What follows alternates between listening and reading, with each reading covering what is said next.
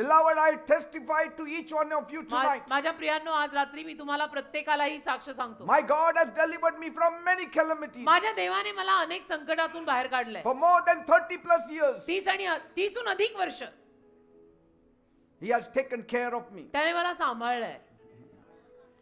Because life without God कारण देवाशिवायचं जे जीवन आहे ना, is like being locked in a room without any window. ते असं जीवन आहे की एका खोलीत तुम्ही बंद आहे आणि त्या खोलीला खिडक्याही नाहीत. But life with God पण देवासोबतचं जीवन is like throwing open the door wide open म्हणजे दारच तुम्ही एकदम सताड उघडं ठेवलंय and freshness comes आणि inside. ताजी हवा आत येते.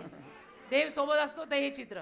Life without God देवाशिवायचं Jeevan is like driving at night with no headlights म्हणजे on. रात्रीच्या वेळेला जणू काय आपण गाडी चालवतो आणि गाडीचे हेडलाईट ऑन नाहीयेत. How tough it is. म्हणजे ते किती अवघड जातं की रात्रीच्या समयी आपण ड्रायव्हिंग करतो आणि गाडीचे हेडलाईट बंद आहेत. But life with God पण देवासोबतचे जे जीवन आहे is like the road flooded with halogens. ते असं जीवन आहे की रस्त्यावरती सगळीकडनं हॅलोजन लाईट लागलेले आहे. Praise God. हा असा सगळीकडे प्रकाश लख्ख पडलेला आहे. And when there is light, there is peace. आणि प्रकाश सगळीकडे असला की शांती येते. When there is light, there is confidence. प्रकाश पडला की विश्वास येतो. Where there is light, there is joy. जिथे प्रकाश आहे तिथे शांती आहे, And विश्वास आहे, God आनंद is आहे. light. आणि देव तो प्रकाश आहे.